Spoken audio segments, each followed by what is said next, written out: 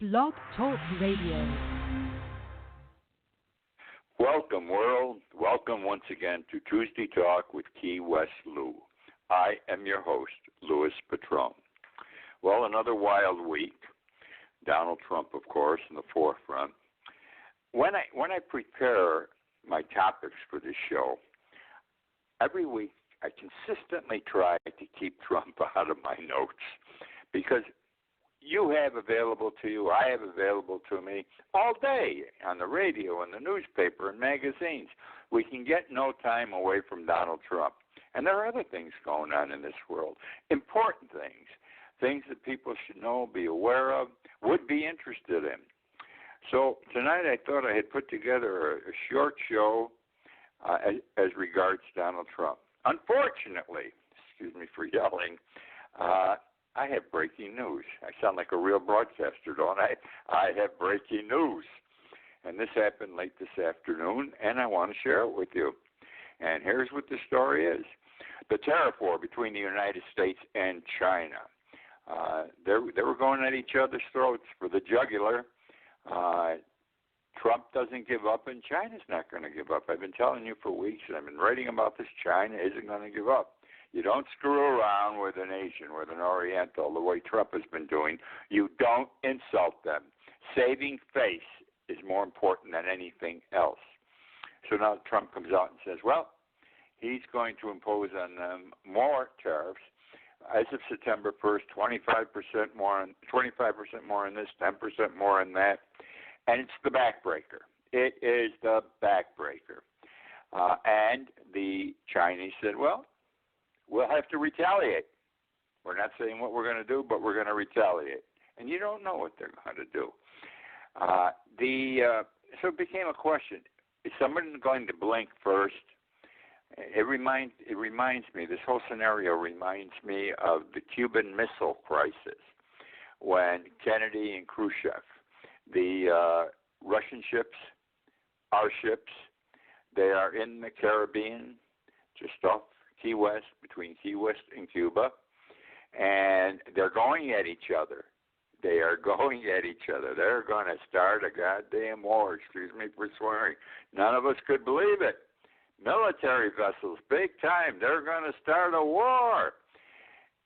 And we put a shot across their bow, and they still kept coming at each other.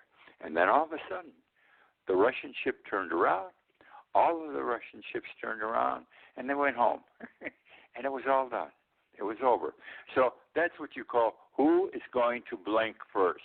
And with regard to the China-United States situation, again, it was who's going to blink first. Who's going to get a little concerned and walk away from the problem, at least for a while.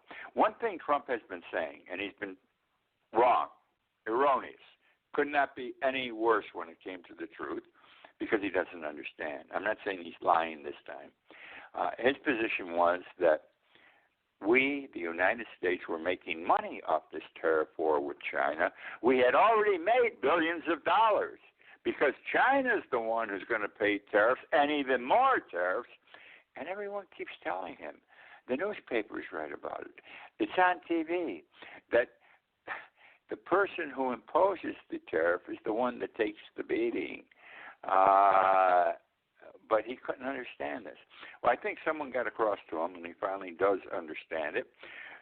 So this afternoon, he announced, don't forget, he's in trouble all the way around. The market's been dropping over this thing with China and everything else, and that's the only good thing he has to talk about is that the market's still up.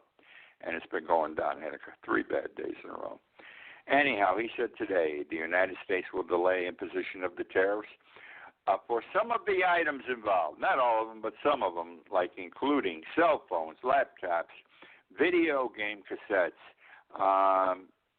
footwear, clothing. Interesting. I don't know, a few other things also.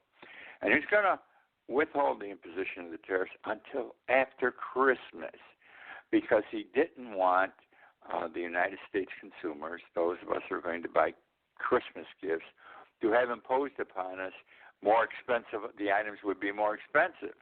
Well, that isn't what he's been saying. He's been saying our items are going to be cheap it's going to cost China more money. Today he switched positions. Someone must have gotten through him, through his thick skull, I say this respectfully, and he finally understood the way tariffs work is the country that imposes them is going to have the higher prices. Okay, so be that what it may, we're not going to have this tariff war. It's put off until after Christmas. Typical Trump game, as we are aware, he starts a crisis. He commits chaos. Chaos all over. He loves it. And then all of a sudden he backs off. And this is what he did here. But I didn't think this was going to be a back-off situation because it's been going on longer than the rest of them have. And so that's the story there. He blinked, and hopefully, I hope this thing with China gets resolved between now and Christmas. It isn't healthy. We are on the verge of a worldwide recession because of this tariff war. We're breaking the economy of a lot of countries, the United States and China, because of this tariff war. And you can't blame China, but the fact remains there is this war ongoing. They got to resolve it. And Trump's got to stop attacking people and hitting people, threatening countries. You don't do this. I don't think he's capable of doing it, but that's what he should do. So the end of breaking news. Now, here's what I was going to start with tonight. I was going to talk, my first three items, some local color, some Key West color here. I don't talk enough about Key West down here, and this is Key West Lou. And that's because, again, there's been so much Trump stuff. Well, let me share some items with you today. On August 11th, that's only, 2 days ago, 1941, we had a raid down here, a police raid. You have to understand that Key West, back in the 1940s, back in the 1950s, in the 1920s, in the 1930s, had a lot of whorehouses, houses of ill repute. Now, the Navy had a large contingency of its personnel here. We had a big naval base. We had an air base. Navy was all over the place.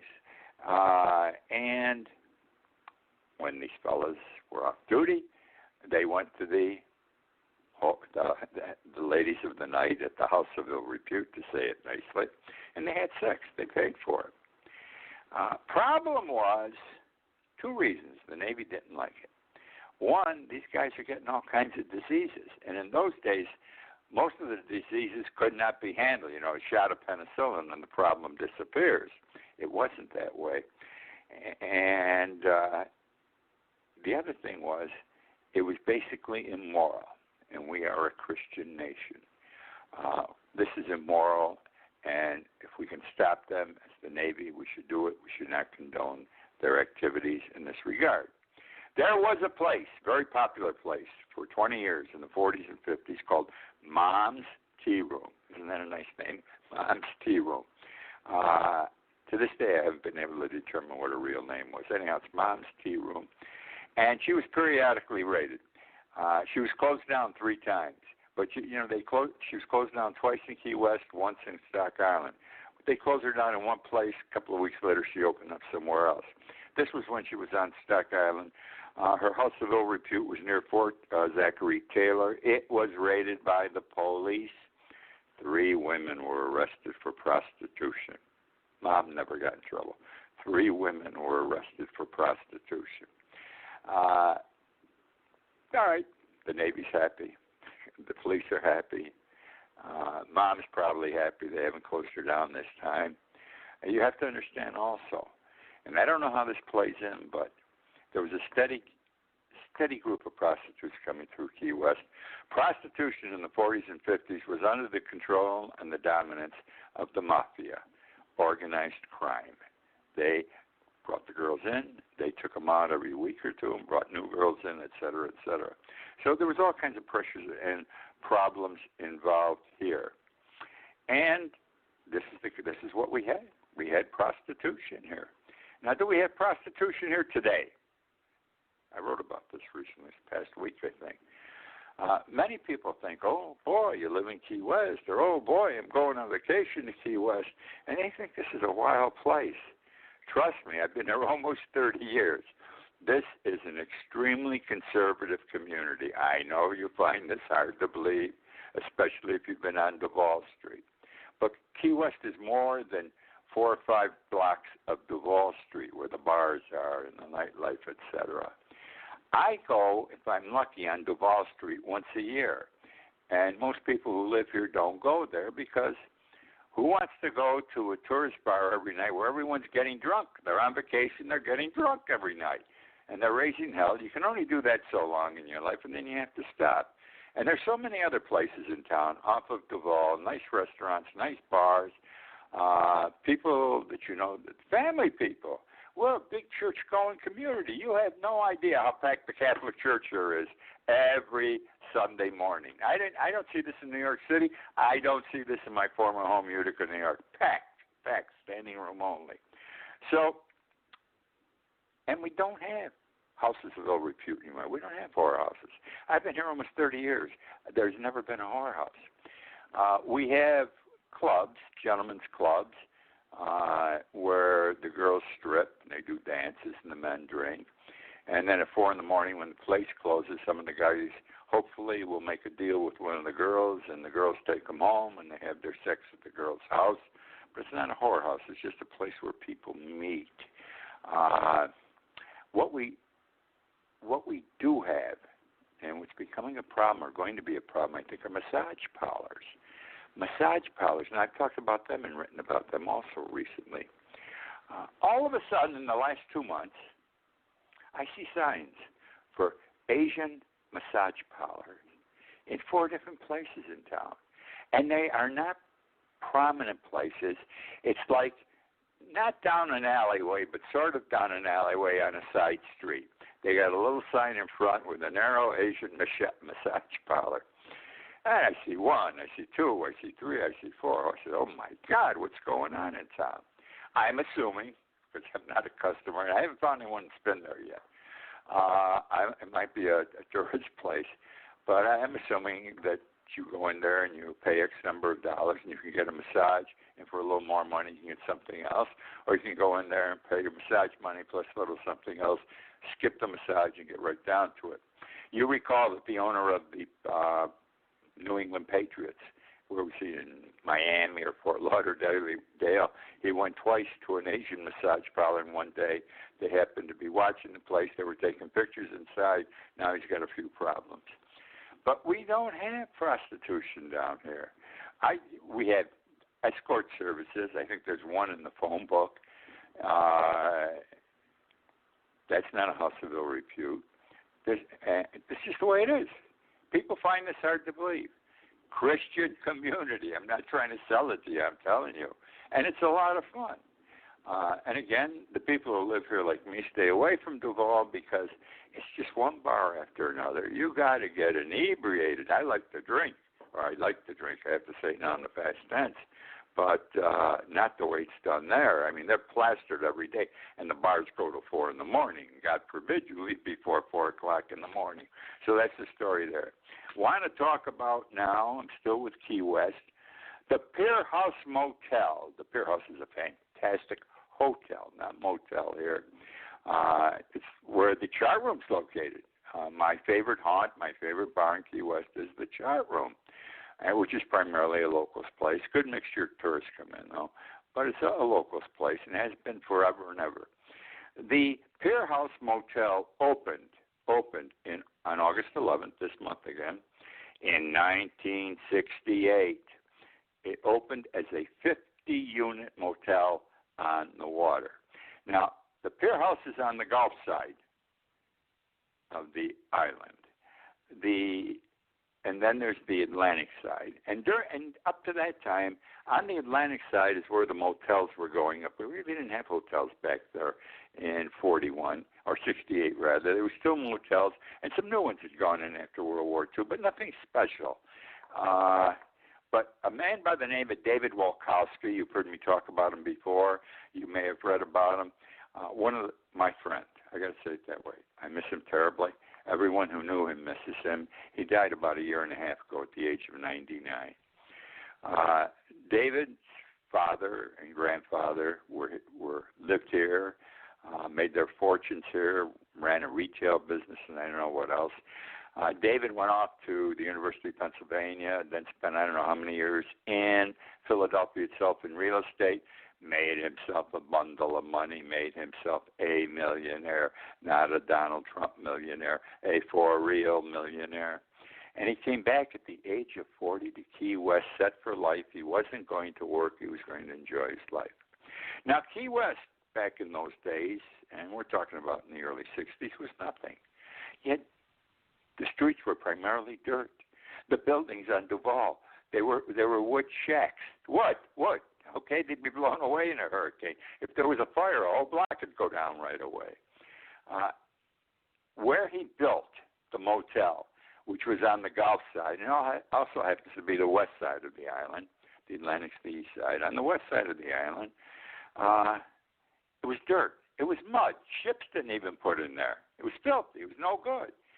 There was an old building that he bought as part of the deal, and he moved it and made a restaurant out of it on the ocean or on the Gulf. But that was it. But he saw something there. He thought that end of town, and this is where Duval begins, my friends, because the Pier House is zero Duval, right on the water, west side of town on the Gulf. He saw something, and he built this beautiful 50-unit motel. You have to see pictures of it. It was today-type construction. It was modern. It was attractive. It was the place to be. And he did a good business. Within a year, he put up another 50 units. And eventually, he built what today stands there as the Pier House. He finally sold it for, I don't know, $100 and some odd million.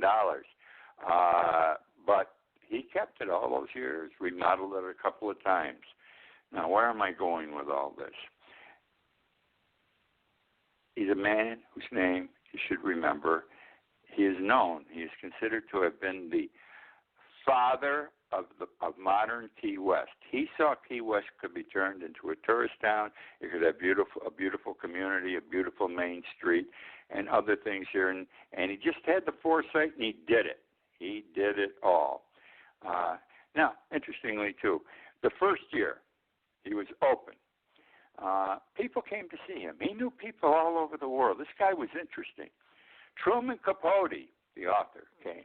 Truman Capote came right after he opened. And he spent almost a whole year at the Pier House Motel. He was one of the first celebrity guests there. Good one to have.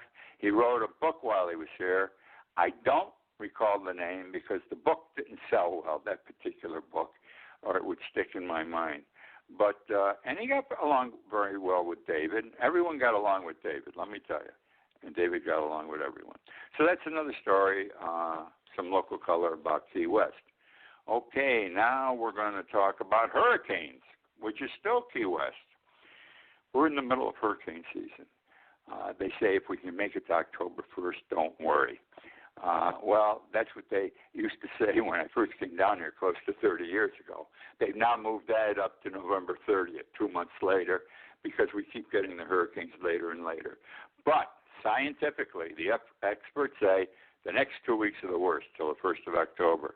It's the time, by worst means the time when we can get hit. I talked about this last week. I may have written about it. I don't recall. I wanted to know how the hurricane season was doing, because after Irma, anyone who was here for Irma, it bothered us. I mean, I skipped, I left town, I came back. I lived with her for 2 months afterwards. It was terrible. It was horrible. Horrible to see, the eyes. Anyhow, last week, there was an article in the paper that said, we're not going to have a bad hurricane season here in Key West. And the reason is, you have to understand, my friends, that our hurricanes generally come out of Africa. Yep. They form outside of Africa, the western side of Africa. They run across the Atlantic, and then they hit somewhere on the Atlantic seaboard or into the Caribbean. And they grow bigger as they get here. And the reason they grow bigger as they get closer is because, and one of the reasons Key West is generally warm 365 days a year and doesn't have snow, for example, is because we have warm water. The Gulf waters are warm that they're bringing up from the southern Caribbean. And the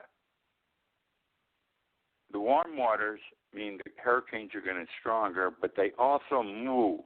and they'll generally move to the north, so we're lucky. But what's happened now is El Nino is gone. El Nino, by the way, is on the west coast. This gets confusing. El Nino is on the west coast, the Pacific. And what it does, though, the wind is so strong with El Nino that wind crosses the United States at a high level. It doesn't bring a hurricane into Florida, for example, but its high winds come across the United States. And when El Nino comes across and it meets with a hurricane coming out of Africa, it moves the hurricane. It bumps it. So the hurricane that's on its way to Key West sort of makes a right turn and goes back up and out into the Atlantic, almost a complete reversal. Actually, it's about 45 or 90 degrees. So that's the story. So we weren't going to have many hurricanes. They said we'll be lucky if we get 30% of the times with hurricanes, we're lucky. Turns out they came out with a new report over the weekend. El Nino, see, winds are fickle. If you've ever sailed, you know winds are fickle. You got a great wind. You're moving in your sailboat. All of a sudden, you're sitting still. You can't move because the wind's gone. There's no wind. Wind is fickle. It comes and goes. It changes directions. And El Nino and the hurricanes, this is wind, big, powerful wind, but it's wind, and wind is fickle. And so now they're saying we've got a 45% chance of getting hit with a hurricane because El Nino's gone. They say also that if you're going to have a hurricane this bad, it'll come in the next 2 weeks. Well, I want to tell you something. Irma was, I forget when was Irma. No, Irma was early. Irma was in September 11th. George's Andrew came later in the season. Anyhow, that's the story. We're supposed to be bad for the next 2 weeks, then it's supposed to get easier. I don't believe it's going to get easier because I think we've been threatened with hurricanes for the last 30 years. We've had about 7 or 8, and we were probably threatened more with another dozen, but at the last minute they swerved south or they swerved north, and we didn't get in any trouble. But that is the story about how hurricanes are working. El Nino is gone someplace, and we're in trouble now because El Nino is gone. Okay, where am I now? I'm going to Mississippi. Mississippi. I want to start off with this phrase.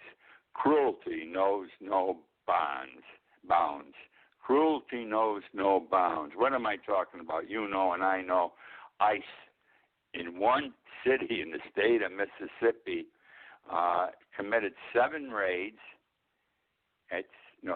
raids at 7 plants or 7 raids at 6 plants, whatever it was, and arrested 687 illegal immigrants. They were working in chicken factories. 687. The biggest raid ever for one given day in the United States. Congratulations, Donald Trump. Now, there's a sadness involved in all this. Nothing's ever done right, especially when it comes to children, ICE, and immigration. It was the opening day of school. I should have known. It's the opening day of school. So now they go to the plants. They arrest 687 people.